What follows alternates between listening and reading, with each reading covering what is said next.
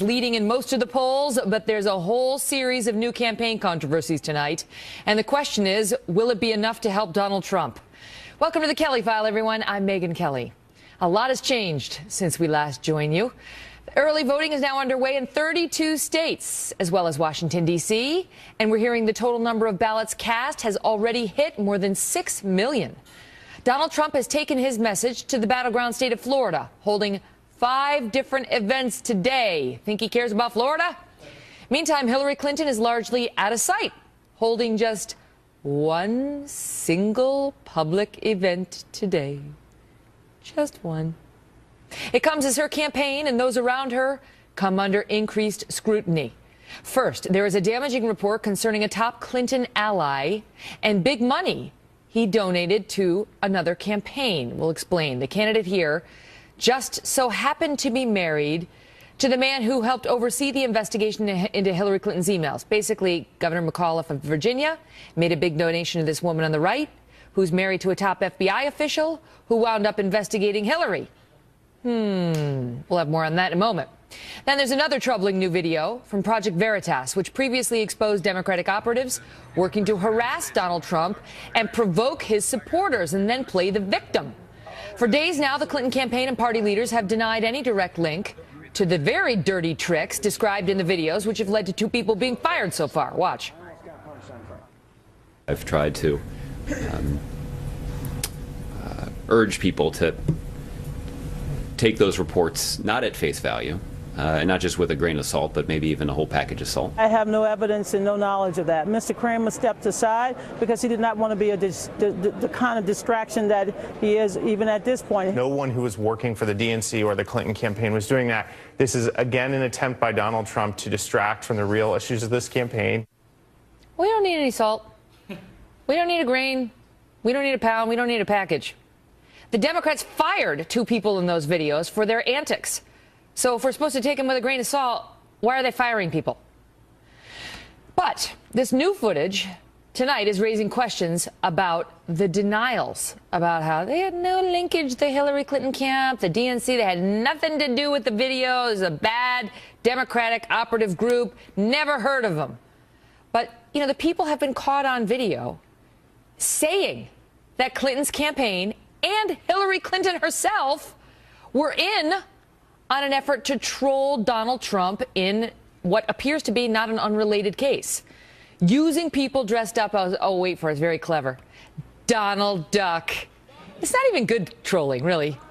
It may sound a little silly, but it could be a violation of federal election law. You see, Hillary's not allowed to coordinate with these outside groups. So she could be in a lot of trouble if that link is real. Listen here.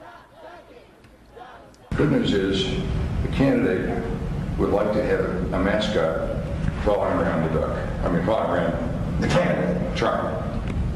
But the bad news is she wants it to be Donald Duck.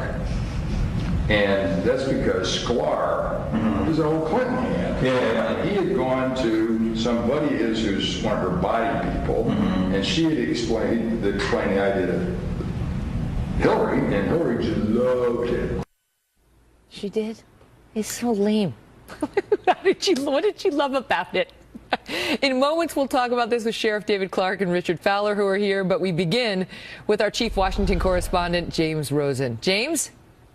Megyn, good evening. For a while this summer, Donald Duck emerged as a prominent figure on the campaign trail. Costumed individuals resembling the Disney character as captured by Fox News cameras showed up at Trump rallies, outside his Washington hotel, even harassing Trump's surrogates in Congress, at all points chastising the GOP nominee for ducking the release of his tax returns. Now, in the latest undercover video from the conservative activist group Project Veritas Action, we hear once again from Bob Creamer, the consultant whose contract with the Democratic National Committee was severed after the first Project Veritas video last week, and who can be seen confiding to his hidden camera interlocutor the identity of the purported mastermind behind the Donald Duck's operation. In the end, it was the candidate, Hillary Clinton, the future president of the United States, who wanted ducks on the ground. So if I got it, we will give ducks on the ground. So it's, wow. Don't repeat that to anybody. Don't repeat that to anybody. Creamer also alleges that Donna Brazile, Now the interim chair of the DNC intervened at one point to get the Donald Duck's operation moved out of the DNC to a progressive group called Americans United for Change because Brazil purportedly feared trademark trouble from ABC Disney, which owns the Donald Duck character. Yet at one point in this video, an assistant press secretary for the DNC is seen confiding that the organization still had a hand in the Donald Duck's operation. So like, we're not taking credit for the duck anymore. That's like random ally groups, but it's still something that we're involved in. We just have to be careful about these things, and like we talk about them, and we know about certain things. But you guys are, I trust it. It'll all be fine.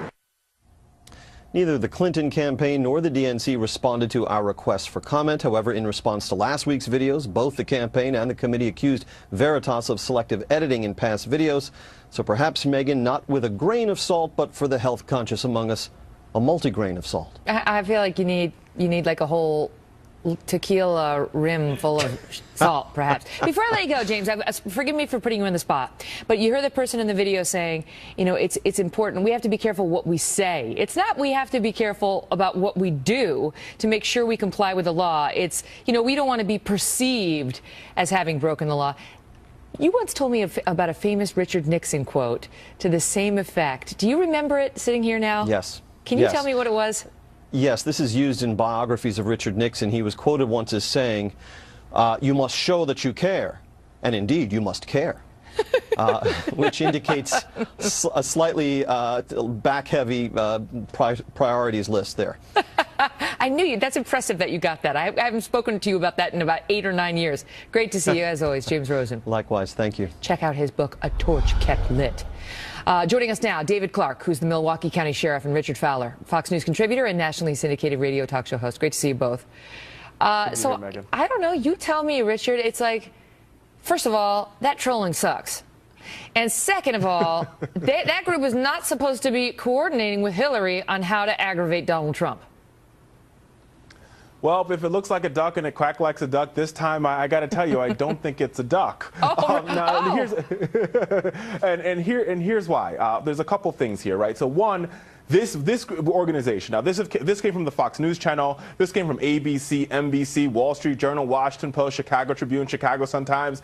Maybe I'd believe it. But this organization, as Mr. Rosen said in the lead into this, was a far-right activist group, right, who's known for doctoring videos. And also, Megan, in 2015, right before Donald Trump launched his campaign, the Trump Foundation, which has its own problems, but they managed to scruffle together just $15,000 to give to this same group. So I find this group to be problematic, which is why I don't take these tapes at face value. There's no question that's what's said in these tapes are murky. Sheriff Clark, the thing is, Donald Trump may have given $15,000 through his charity foundation to Project Veritas, but he didn't make Bob Kramer say these things, and he didn't make the other woman say what she said, and he certainly didn't make the Democrats fire 2 people in the wake of these tapes coming out. Megan, these Democrat operatives are some scummy, scummy people, and every time we think we've reached the bottom of the sewer with them, we find out we have a long way to go. They are up to their eyeballs in corruption. Their model to win elections is to cheat, lie, and steal, and then if they get caught, to just send their minions out to deny. You look at what's going on here, and we haven't seen the end of it, but really what I find problematic is that the Democrats don't care how they win elections. They just care that they win elections. But then 45 to 47% of the American public that is supporting Mrs. Bill Clinton, they don't seem to care about this at all. If she wins this election, I still don't think that this is over yet, but if she does, we'll spend the next 4 years with investigation after investigation. We still don't know the bottom of this thing, and we're going to learn it as time goes on. You know, Richard, as we are on the air right now, Politico's Hadass Gold just breaks this story, saying that this same group, Democracy Partners, this is the same group that Mr. Kramer was associated with. The guy like, don't tell anybody I said that. Keep that stuff about Hillary to yourself. Don't tell Fox News in particular. So that group, according to Politico, coordinated also with, get this, going to blow your mind now, Breitbart.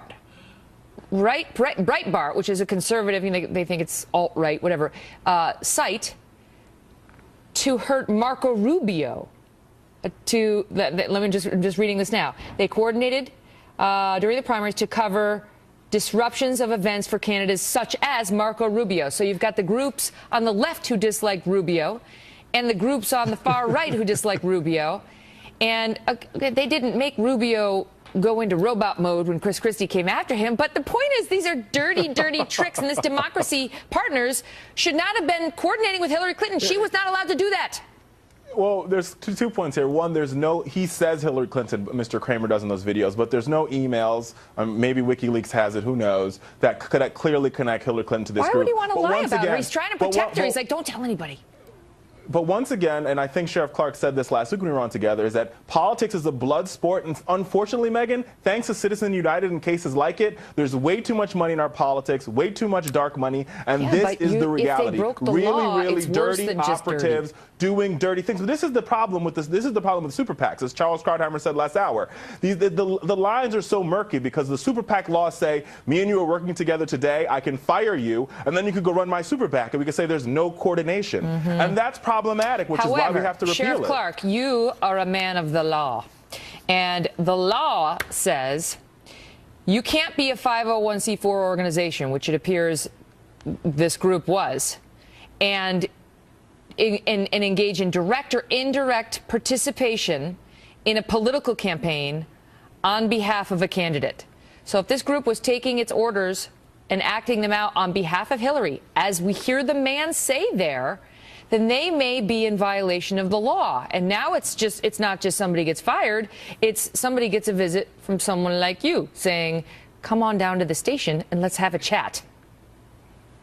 You know, this is interesting because I think there's prima facie evidence that there's some corruption and some collusion going on in this thing. But who do you call on? I mean, normally I'd say, you know, the Justice Department should step in here and take a look, the Federal Election Commission, but those institutions are corrupted at the highest levels. It's really the tax agencies, right, who would say, you know, you're not getting your tax exempt status anymore. You're a political campaign.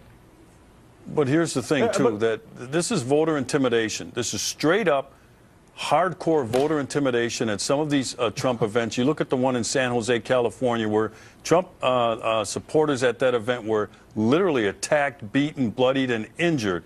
That is voter intimidation that if it happened on the other side, if there were the Klan or other supremacist groups intimidated. That's not. And let me finish. Right. Please let me finish my sentence. Sheriff. If the shoe were on the other foot and those things happen, everybody would be outraged, and they rightfully should be outraged. But now that it's the Clintons, of course, there's a different standard for them. They're above the law. All right, guys, I got to leave it at that, but great to see you both.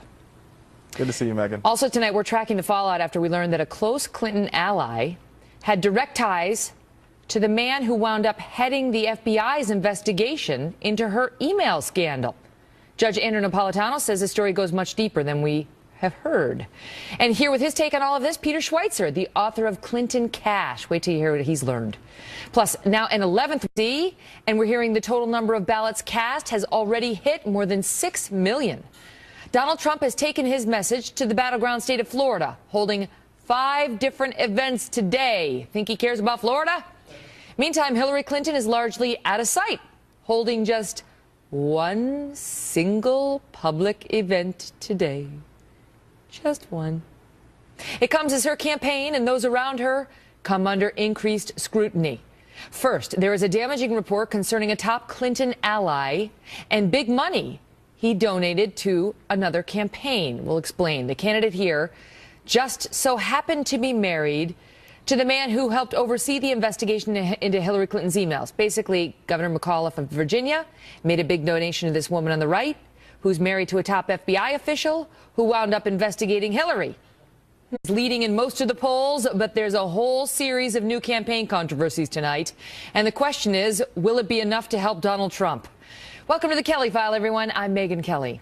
A lot has changed since we last joined you. Early voting is now underway in 32 states, as well as Washington, D.C.